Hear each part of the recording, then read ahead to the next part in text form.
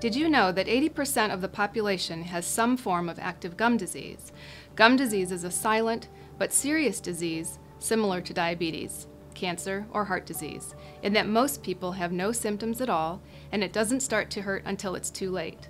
Although bad breath and loose teeth may be an indication, there is no way to tell for sure unless you have been examined by a highly trained dental hygienist. Gum disease, also known as periodontal disease or pyorrhea, can adversely affect your health if gone undetected.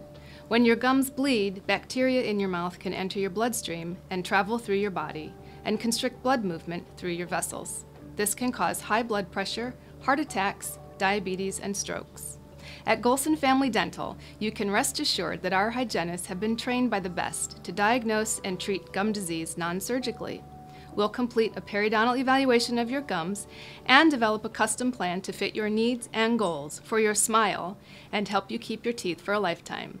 At Golson Family Dentistry, it's not just about teeth, it's about total health.